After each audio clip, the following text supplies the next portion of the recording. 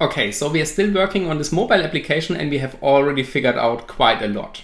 Now, after activities and content providers, we want to have a look into the last component in this application, which is broadcast receiver. So we are only having two of them, where this one over here comes from some Google APIs where we do not want to have a look into.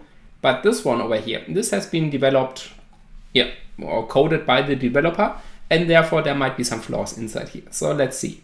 It's being set to export a true, and we also got the Android name, the BroadCast. So if you want to trigger this, we need to apply this action name over here. But first of all, let's have a look what's happening inside here. Okay. As already mentioned in the broadcast receiver part, if you want to analyze broadcast receiver, the only thing we have to look for is the onReceive method. This is the only part that can be triggered by us right now.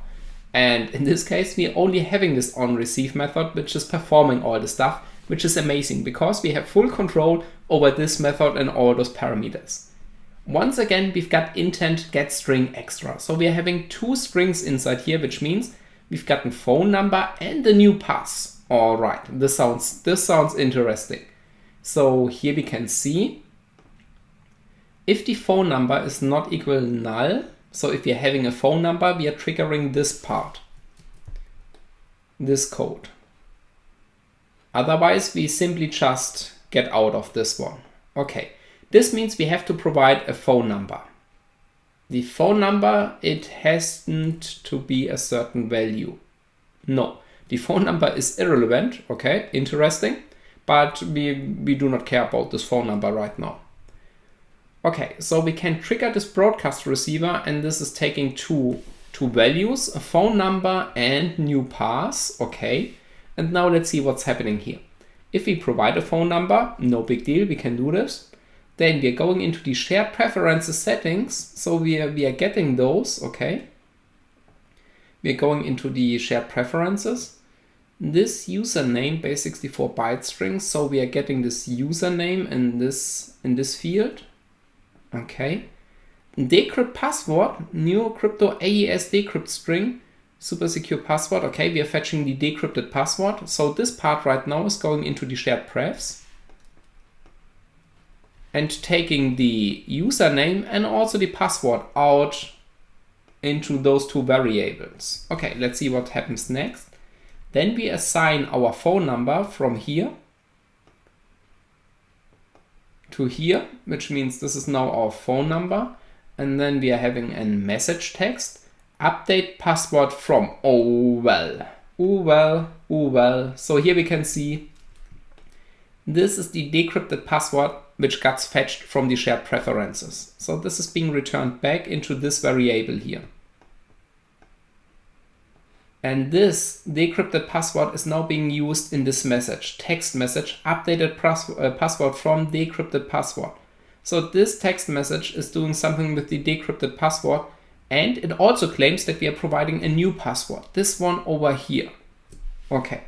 And then, okay, now we are having the SMS manager, and the SMS manager is sending out this text message. Does it? System out print line for the change password. Okay, the ADB logcat is also being involved in this ridiculous function, but it doesn't print out any sensitive information beside what's the text phone number? What's this one? Okay, beside the phone number. Okay, and the text message. Wow. So within the ADB logcat, if we change the password is being printed out into the logcat because we have this directly here. The decrypted password will be assigned to the text message, or it will be included in the text message. And here this text message is being printed out to the logcat. So this one is leaking the password in the logcat output. Okay, this is something I haven't looked into, but realizing right now by looking at this. Okay, amazing. And then SMS manager send text. Okay, then we are sending the text messages which contains the old password. But wait a minute. All right, interesting. This is why you shouldn't rely on names that has been provided by the developer. Do you recognize something interesting in here right now? What happens with the new pass? I will give you a moment to think about this. Okay, so we have seen we can trigger this broadcast receiver and we can provide a phone number and a new password. The application takes the information out of the shared preferences, the old password, in this part over here. Shared preferences, then we've got this, where is it, get string. Get string, here encrypted username and password. The username, by the way, is also not encrypted. We have already figured out that's just base64. Do not rely on those schemes. Okay, so it's taking out this information and it's placing them, at least the password, into an ADB logcat output and also within a text message sent via SMS. Okay, but the new password is not being touched anywhere. This means the password never gets updated in this whole construct, and then we are returning out. So if we trigger this broadcast receiver, the update process via the broadcast receiver, we are not updating the password. We've gotten information leakage, which is absolutely ridiculous because we can fetch the original password, which is also pretty fine, because if we are not updating it, then the old password still works, but we are not updating the password. This one here is not being used anywhere, only here within a text message string, but not within another function. We have seen that the update process works. So after applying a new password and resetting this application, we have to enter the new password. But this has been separated from the broadcast receiver. Okay? So the broadcast receiver is simply just a heavily information leakage if we can trigger this on our own. We cannot update the password, but we are still fine with this one because we fetch the old password. But yeah, this is why we shouldn't rely on labels like this one over here, this new pass label over here. We are not setting a new password, at least not here. It's being done, but not in the broadcast receiver. Okay, nevertheless, let's trigger this broadcast receiver because I would like to spam the smartphone full of SMS. We are also sending a lot of text messages. This could be a finding in itself. So we are providing a phone number. Yes, we are providing a phone number where we send this message to. Okay, now I realize this. We can provide the attacker phone number and send us the old password for this application. Oh yes, okay. Now I know how this works. Oh yes, this would be a pretty nice finding. So let's do this over here. Okay. What do we need to get? Within the Android manifest, we need to have the name of this broadcast receiver. It's this one. Okay, so let's see. ADB shell. And then once again, the activity manager. And here we have something like broadcast. Where do we have it? Here we have it. Broadcast. So we can send it to a specific user ID to only one application, or we can send this broadcast to every user application. In our case right now, I mean, as an attacker, we are lazy. So therefore, we simply send it to all. And then those applications can react to this one. So you can receive an onReceive method regarding to this broadcast event. And then you can also react to this event. But yeah, this has been already defined in our application. We want to hack, therefore we're good to go. So yeah, that's all. We simply call broadcast. Default is, I guess, all. Yes, specified to send to all users, and then we have to apply our intents at the bottom. Let's do this. AM broadcast, then the package name, the component name. The component name is our package name. This one. And then let's see. I mean, I guess we do not have to provide a component name, to be honest, because this broadcast will be sent anyway to everything. But let's try this out both ways. I'm also not sure what's happening then. Okay, so we've got a component name, and then let's see. The name of this broadcast is this one over here. Okay. Okay, and now here we have to define the action. And the action is within the Android manifest. It's named the broadcast. Okay. Yes, the action should be enough because that's the action that gets sent out to every application out there, and then these application can react to this broadcast event. All right, but this doesn't hurt at all. But it also might work without having the package name.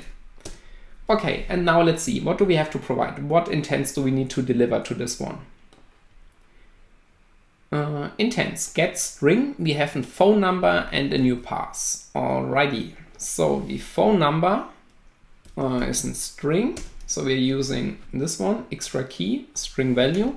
Okay, this is our string, and the value is, I guess we can add some quotes, but I guess this is also not required. So the phone number is, for example, 1337.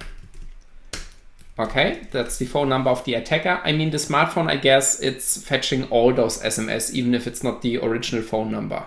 But yeah, it doesn't matter.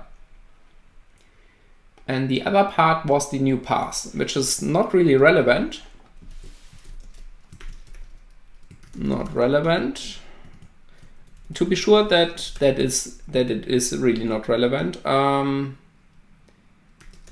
let's select an one which also fits those requirements, that we do not get trouble with this one.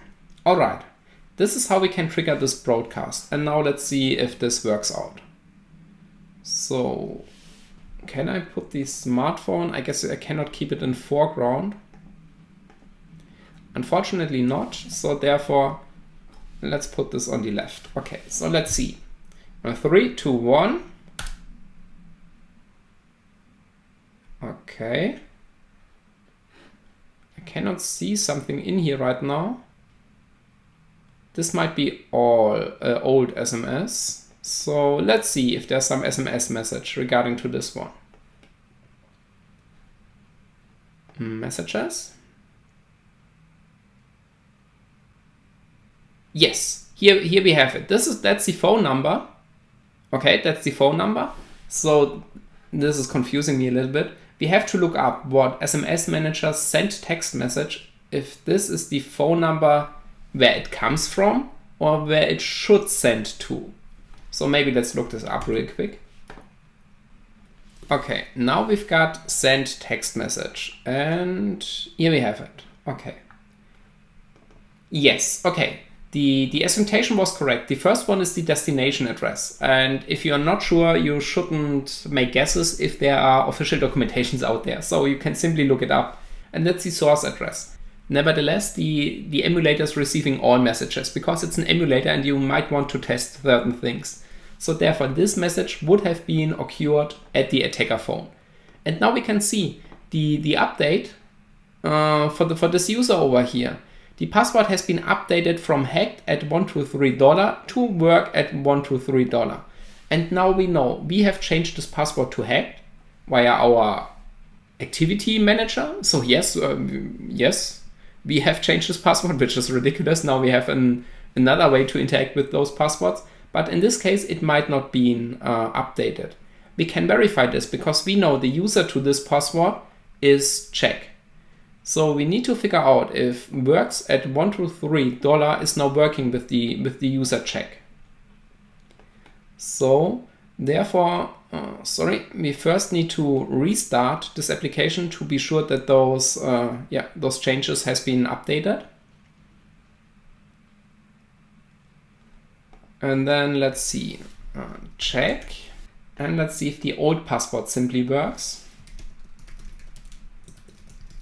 Okay, there's no history, so the old password is hacked at $123. If this works, then the password has not been updated. Yes, that's correct, because I need to insert text. Oh, sorry, it's input text. $123. I'm also a little bit excited right now, so let's see. Yes, okay, as expected, the password does not get updated. This finding is an information leakage. It's a pretty nice information leakage because you can define the phone number of the attacker to send the current password of the last logged in user, which sounds amazing. And yeah, this is how we can abuse this. We have seen this broadcast receiver is leaking the password. So it's not updating the password, but it's a pretty heavily information leakage because we can send this to any number we want to have. Nevertheless, even if we are not sending an password inside here, sending an SMS via a broadcast receiver, absolutely ridiculous, because we could send any phishing SMS or other stuff to other people from this smartphone over here. There could be also costs, of course, which occurs on the user side. So this whole example over here, I find this pretty amazing. And yeah, it's a little bit constructed regarding to this stuff, but you will definitely find things like this out there. Not exactly like this, but closely. For example, once I had an application which triggered a really important event via a broadcast receiver. So this broadcast receiver could be triggered by a malicious application, and then this event did some crazy stuff where the developer didn't thought about that also other people can trigger this broadcast receiver. Broadcast receiver is always worth taking a look into. Alright, and this is how we can interact with them. Pretty easy, right? Okay, so that's all for those basic components. In the next video, we take a look into the crypto functionality. So we will have a look into those shared preferences and how we can easily decrypt this. And we will also try to hunt for hard-coded credentials, because this is something that can also occur, especially on IoT mobile applications. Alrighty? Okay, so I'm looking forward to see you in the next video.